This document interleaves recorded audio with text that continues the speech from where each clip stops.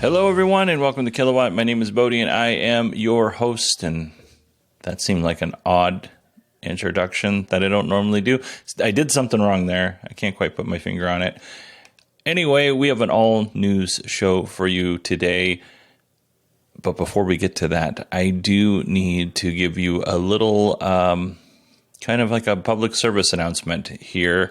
I mentioned that Allison and Steve Sheridan purchased some really cool puddle lights for me. So when you open up the door on the ground, it displays a Tesla logo with the words Tesla underneath it. It looks really, really cool. I did get an anonymous email from somebody who seems to be in the know, and I'm just going to take them at the word that they are in the know because their email was very detailed. So normally I would read you the email. Unfortunately, I've come to the conclusion that I'm not very good at reading. I'm also not very good at staying on topic. So I've tried reading this several times. I edited it down to make it a little bit more concise for this podcast. However, every single time I do it, I either add something editorially or I mess it up. So I'm just going to use AI, and Antoni is going to read you the email. So here is Antoni. It's probably Antony. So dumb. Here's the email. The puddle lamps fitted to your Model Y form part of the circuit that controls the window short drop function. If you fit third-party puddle lights and they go wrong, you might very well smash your door glass and cause damage to your upper brightwork trim. When the mobile service technician arrives, the first thing they are going to do is check the puddle lights. If they find third-party lamps fitted, they would have to bill you for the repair. It's an expensive repair. It's not an academic risk either. I've seen it happen several times where third-party lamps are fitted. You might be wondering, lights? What do they have to do with windows? The answer is cost. When you open the door, you need the window to drop and the light to come on. Wiring them together in this way means you can do away with a separate controller for each element and reduce the amount of wiring. So not long after I received this email, I also saw on a Facebook group that I'm a part of that somebody installed very similar lights to the ones that I installed. And somebody on the Facebook group, actually someone's on the Facebook group in the thread said, hey, just so you know, if your window breaks, you're responsible for the damage. Now, I would like to just mention that Allison and Steve very kindly sent these to me. They didn't have any idea that this was the case. I did let them know that this could be a problem because they have them in their vehicles. But I do want to spotlight their very sweet gesture of sending these lights. They knew how much I was excited to get a Tesla. They were one of the first people that I told that I had pre-ordered one, and they've been very supportive the entire way. And this gesture that they sent to me was very sweet, and I'll be eternally grateful for it.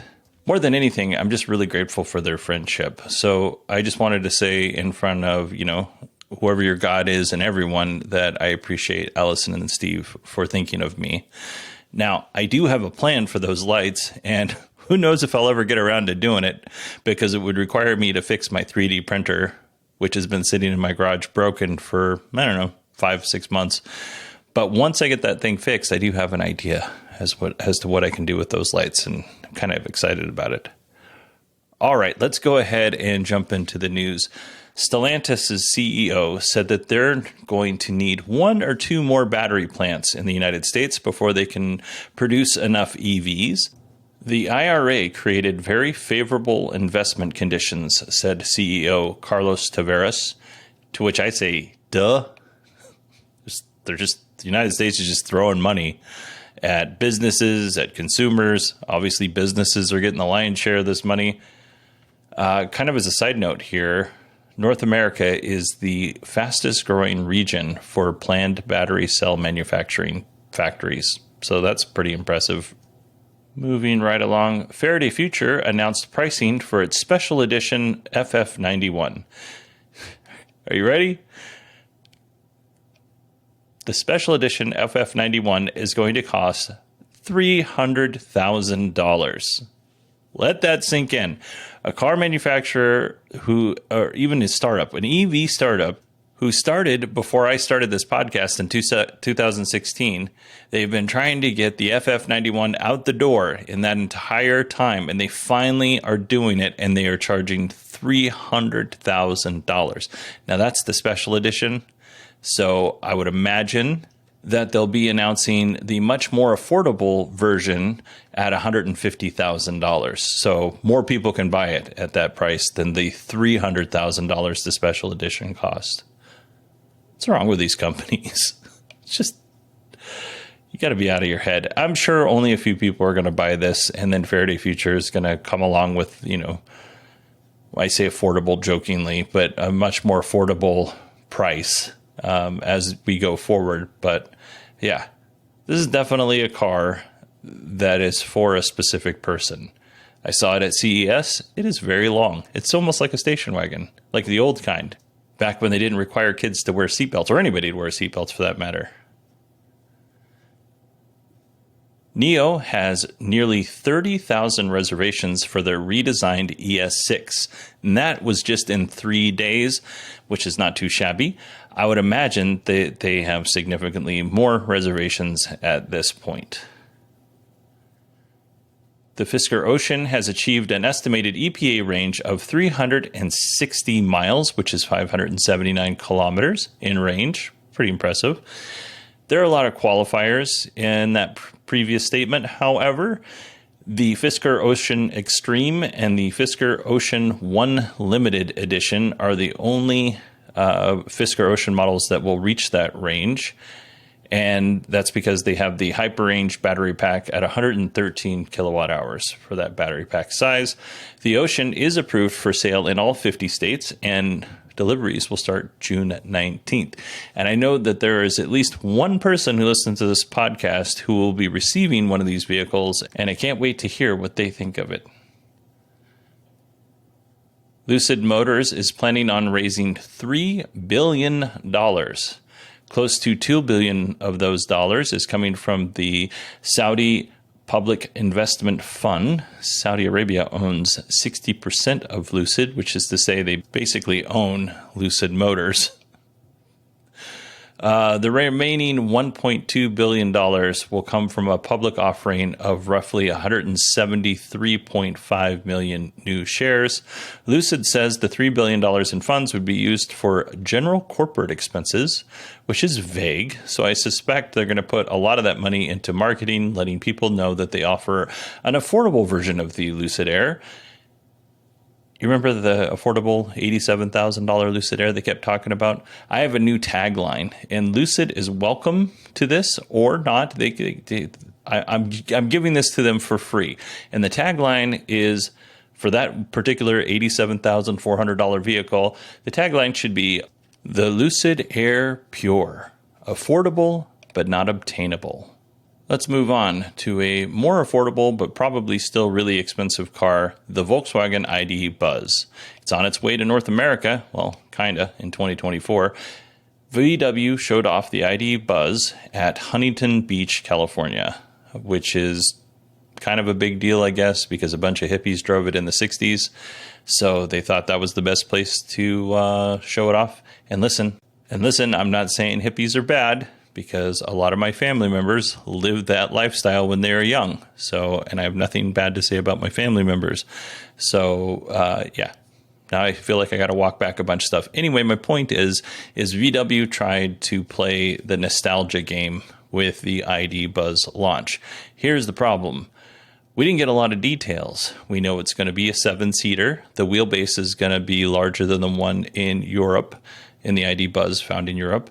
It's about 10 inches longer, 210 kilowatts electric motor, which gives us 286 horsepower, 85 kilowatt hour battery pack. We don't have an official range, but it's probably close to 260 miles based on the European version. Like the US battery pack's a little bit bigger, but so is the ID.Buzz is a little bit bigger. So I'm just taking that and saying 260 miles. We don't have an official price, but we do know deliveries will begin in 2024. Honestly, this wasn't much of an announcement. They basically just showed off the car and had a party. I was just a little bit disappointed. It seems to have a small event, call it a preview, don't give a lot of details. And then in 3 or 4 months, when the hype dies down and you need to be in the press again, you have another small event and you give out a few more details, but you don't really give out, you really don't tell the whole story. And maybe I'm the only one that gets frustrated by this, but when I see that a company like VW has an announcement for a car that I'm excited to see, they have the preview. They don't give you very much information, and they just leave you wanting more. Overall, I think this is going to have the exact opposite reaction in that after a while, your first announcement, less and less people are going to cover. Your second one, still not very many people. And when you officially unveil the car and not do a preview, but you actually do a full unveiling of the car, that's when people are going to pay attention. It's frustrating. And if I wanted to take my own advice on this, I wouldn't talk about it on this show, but I'm a sucker. Moving on, final EV story. Hyundai CEO says that EV leases in the United States are on the rise because of the IRA tax credits. Under the IRA, the Ioniq 5, 6, and Kia EV6 don't qualify for the Inflation Reduction Act tax credit if you buy it. But for some reason, if you lease it, the vehicle's fine. You get the tax credit. I don't quite understand why this is, but things the United States government does or doesn't do often doesn't make sense to me. And I tend to be perplexed a good portion of the time when I think about this stuff. So we're going to go ahead and move on. It's time to thank patrons. So normally I read everybody's name off in a list. This time I'm going to break y'all down into groups. So we have 36 patrons. So we're going to do 3 groups of 12. And we're going to start off newest to oldest. Here we go. I want to thank Charles, Electron Raceway Fabricator, Scott, Gene, Chris, Jamie, Mo Cowbell, Don, Christopher, Stephen, Alex, and Alan. I want to thank each of you for supporting this show. It means a lot. I know I say this every time I bring up Patreon, but I have a job, and my job pays me enough money to pay for all my bills. So my only goal with the Patreon is to earn enough money to pay for this show. Doesn't quite do it. We need to get to about 100, maybe 120 bucks a month, somewhere in that neighborhood. And honestly, we have way more patrons than I ever thought that we would have, because I don't mention it all that often. I don't really hit it that hard. I only ask for $1 a month to get rid of the ads. So the fact that this many people subscribe to the show or are patrons of this show means a lot to me. So thank you. Thank you. Thank you. I appreciate you. If you'd like to join the Patreon, go to patreon.com/kilowatt or supportkilowatt.com. We'll get you to the same place. And if you're ever curious as to how much this show, makes on a monthly basis from the Patreon, I put the number up there. Like, I don't hide it. Some patrons will, or Patreon podcasts will hide it. I don't hide it. It's all out there for you to see. You have to take some fees away from that, so I don't get the entire. I think it's $51 a month right now, but I don't see that $51 because Patreon takes out their fees, and depending on the month, it can range as to how much they take out, and I don't really know why that is. I know that some months I get more and some months I get less, and I keep the same amount of patrons. But anyway, if you're ever interested, go to supportkilowatt.com and you can see it there. Okie doke, let's move into some Tesla news. Tesla recently released an update, and there are 2 features in there that I thought was pretty neat. First is tire health. So if you go under the service tab, you'll see how many miles it's been since your last tire rotation or replacement. Once you've had your tires rotated or replaced, you can just go in and reset the number to 0. So this feature does require a little bit of work on your side. It's not like a ton of work. You just got to remember to reset that number to 0. The second update is a feature that I actually found on accident. So if you go to the settings and then you go to display, there's a new option called scroll wheel function. If you hit the down arrow on scroll wheel function, you'll have a lot of options like temperature, fan speed, display brightness, save dash cam, that kind of thing. So you choose one of these. I chose temperature. And when you long press on the left scroll wheel on your steering wheel, that will bring up the option, in my case, for temperature. And then I just scroll up or down if I want the temperature to go up or down. I find that I adjust the temperature constantly in my car. I didn't think I did, but I do. It's an annoying amount of time that I adjust the temperature. I can do this without having to take my eyes off the road. So it's pretty cool. There's also a menu feature. So if you take the left scroll wheel and you click it to the left, you can go to menu. And then if you want to change the brightness on the display or the fan speed, you can still make those changes through there. So far, out of all of the things that I love about my Tesla, I love this feature the most. Speaking of Model Ys, some Model Ys may be susceptible to water ingress in the trunk. So there's an issue with a seal somewhere in that trunk area. Tesla has already notified affected owners. There's also another small issue with Model Ys and steering wheels that were not bolted in properly. Again, Tesla has notified owners. And you know what? While we're on the subject of Model Y, let's just go ahead and throw this one in there as well. The Model Y long range in Canada, for a while, there's been some question about what the origin is. Well, we now know that that car is shipped from China, which is insane that it's cheaper to, or more effective, more efficient to build this car in China and ship it back to North America than it is to build the car in one of the two plants that builds Model Ys in North America. It's craziness. Craziness. I will never understand the supply chain and how these companies save money doing this kind of stuff. It just seems like shipping this car from China all the way back to North America costs way more money than spinning up another line at one of the two factories that we have here in the US and shipping it to Canada. The National Highway Transportation Safety Administration has ended its probe into Tesla, allowing passengers to play video games on the touchscreen while the car was in motion. This was called passenger play. Very cleverly named. However, it wasn't just passengers that were playing games. I'll get to that in a second. Tesla has already removed the feature. They removed it in 2021, and that satisfied the National Highway Transportation Safety Administration's concerns, but it was dumb to have enabled it anyway. The NHTSA, NHTSA, said that Tesla shared that the feature was only activated during a small number of trips, but about 1/3 of those trips, there was no one in the passenger seat. So people were playing video games while driving. Now, we don't know how many 1/3 of those trips was, but still, it's too much. That's silliness. Tesla should have never enabled that. They know better.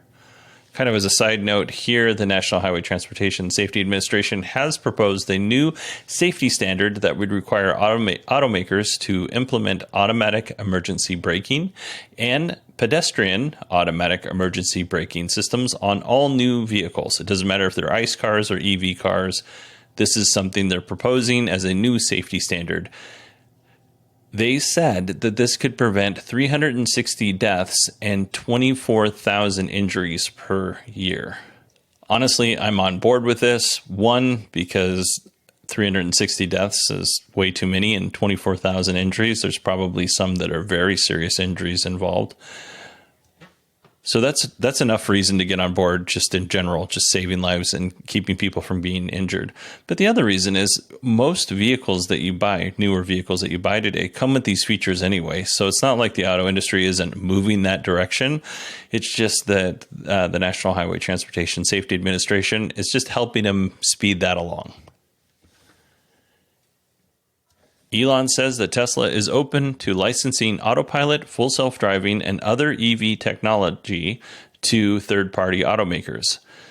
Elon released a tweet on June 5th, and this is what it said. Tesla aspires to be as helpful as possible to other car companies. We made all our patents freely available several years ago. Now, we are enabling other companies to use our supercharger network. Also happy to license autopilot, FSD, or other Tesla technology. I think this is cool, but I do have a question. I wonder if Tesla licenses full self-driving to another automaker, would Tesla require that automaker to charge whatever Tesla is charging for FSD at that time? So let's just do an example here. If Tesla licenses their full FSD to Volkswagen, Tesla at this time charges $15,000 for FSD. Are they going to require Volkswagen to charge $15,000 for full self-driving? Here's why I'm asking the question. What if Volkswagen decides on all ID.4s they're going to offer FSD for the price of the vehicle? They're not going to charge extra for it. And they're going to take a loss on every ID.4 so that they can undercut Tesla's car sales because they're direct competitors. Let's say our example is taking place in 2025, and now the ID.4 is comparable with the Model 3 and the Model Y. Like, both cars are fantastic. Both cars cost roughly the same amount of money. Which one would you buy? Would you purchase the $47,000 ID.4, which comes with free full self-driving, or would you purchase the $47,000 Model Y and then pay the extra $15,000 for full self-driving? It would seem to me that Tesla would want to put in some safeguards so that third-party auto manufacturers aren't cannibalizing Tesla's vehicle sales. A few weeks ago, Tesla revamped its referral program, and now they've added a little bit more to that. So whenever you refer someone, whether that is solar panels or, a Model Y or Model S, you get a certain amount of credits. So with those credits, you can purchase like a wall connector for 5,500 credits. Some of the other things that you could buy with your credits are apparel, drinkware, supercharger miles, car accessories like a dog seat cover for the back seat. For 500 credits, you can enter the Cybertruck raffle. You get enhanced autopilot for 55,000 credits and full self-driving for 120,000 credits. And I think this is only for Model S and Model X on that. I don't think you can get that for Model 3 or Y, but I could be wrong. When I looked in my referral area in the app, that's how I read it. But anyway, here's the thing, right? This is a lot like Camel Bucks, if you're old enough to remember Camel Bucks. It's just on a much higher level, right? If you refer somebody and they buy a Model 3 or a Model Y, you get 2,000 credits. If they buy a Model S or a Model X, then you get 5,000 credits. So in order for you to qualify for a $15,000 feature, you will have to sell, just of the Model S and Model X, you'll have to sell over $500,000 or refer over $500,000 in referrals to get a $15,000 feature. That doesn't seem very generous if you're referring that many people who are buying Model S's and Model X's. And this is a feature that basically costs Tesla nothing when you consider that you're selling over $500,000 in cars for them. $15,000, not a lot of money, right? If you refer over 60 people and they buy a Model 3 or a Model Y, then you qualify. 60 people is the minimum that you qualify. Guess how much money that is? Conservatively, if each of these vehicles averaged out at $45,000, that's $2.7 million, and you get a $15,000 feature. I think the balance is off here just a little bit. Moving on, all Model 3s now qualify for the $7,500 IRA tax credit. Before this, only the performance Model 3s qualified, and the base Model 3s qualified for half of the tax credit, which was $3,750. Now, all Model 3 and all Model Y variants qualify. The Model S and X do not qualify because they cost so much money, but you do get 3 years of free supercharging if you buy one of those vehicles as a consolation prize. But the big question here is, how was Tesla able to get all 3 of the Model Ys eligible for the IRA tax credit?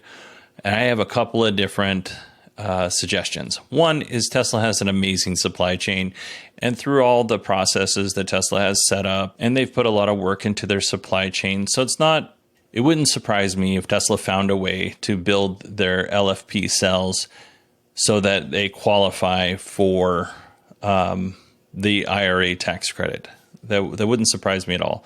The other option is that they switch to the nickel-based batteries, which I really highly doubt that they did that.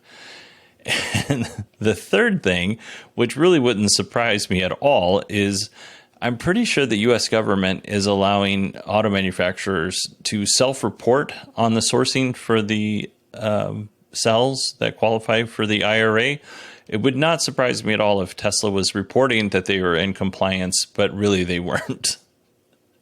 And if they got caught, they're like, we'll just pay it back. It's not a big deal. Just a guess. While we're on the subject of Model 3s, let's talk about Tesla inventory vehicles that are being discounted. So that means when you go to the website, Tesla will give you the option to customize your vehicle, or you could purchase something that's already been built waiting for you to pick it up, right? These are just inventory vehicles. Some of these vehicles are being discounted. That includes Model 3s and Model Ys. Some of the Model 3s are being discounted by as much as $2,600. Some of the Model Ys, not quite as much, $600, but still pretty good. So now in some states, like Colorado, the Model 3 rear-wheel drive, the price for that vehicle is just under $30,000 because of state and federal incentives. So I'm just going to read some things off to you. Now, with these incentives, you're still going to pay the original price, but you'll get that incentive later, whether it's a tax credit or a rebate or whatever. But in Vermont, you can currently get the Model 3 rear-wheel drive for $26,000. Same with Massachusetts. In Rhode Island and Pennsylvania and Delaware, it's right around $27,000. New York and California is $28,000. Actually, in California, in some places, it's down to $23,000. I was just reading before we started this show. Colorado, $28,330. Connecticut, $29,000. And Maine, $29,000. So this is really good. Like, the state and federal incentives definitely add up. I'm going to use Massachusetts as an example. So you get the Tesla inventory discount of, $24,010, which is in Massachusetts. You get a federal EV incentive of $7,500, and then you get the Massachusetts EV incentive at $3,500. That's a total of $13,410 off of this car. That's pretty impressive. Now, I'm very conflicted when it comes to these kind of incentives. I think they're great. I'm going to take advantage of them. However, the real winners in the IRA tax credits, the real winners are the manufacturers and like the battery manufacturers and stuff like that. We are getting a very small amount of that money, and the businesses, the multi-billion-dollar businesses, are getting a much larger part of that share. So just to give you an example, according to Bloomberg, Tesla is getting about $1.8 billion in a windfall from the IRA tax credits, which Bloomberg says is allowing them to cut prices. So on one hand, that's benefiting us a little bit, but auto manufacturers like Tesla are definitely getting the better end of the stick for sure. I'm going to add one more thing to this because a lot of people are saying, well, we're getting these discounted prices because the new updated Model 3, codenamed Highland, that is like just about ready to be released. And maybe that's true. This weekend, there was a rumor that Elon went to Giga Shanghai to view this new vehicle. We don't have any more details on that. We don't even know if that's real or not. Elon was definitely at Giga Shanghai. We don't know what he was doing there, but that's the rumor. But it does sound like the Highland will be released or at least announced soon. All right, everybody, that is it for me on today's episode. This Friday, we have an interview with Bart Busschots of Let's Talk Apple. He's on Allison Sheridan's show, Security Bits. They do a fantastic segment there. There's a ton of stuff that Bart does, and I'll make sure to list it all in the show notes when we do that interview. Bart's looking for a new EV, So Bart was nice enough to sit down with me. It was very late in Ireland. He was nice enough to sit down with me and go over all of the EVs that he's been looking at and share with us the pros and cons as he sees them of each of those vehicles. So it was a lot of fun. Bart's a heck of a nice guy. All right, everybody, that is it for me this week. I hope you all had a wonderful weekend, and I will talk to you on Friday. By the way, if you're still here, sorry about the stutter. I don't know where it's coming from. It's really bad today. There's a lot of stammering in this episode. And a lot of blabbing. Like now, I'm still blabbing. All right, everybody, I'll talk to you on Friday.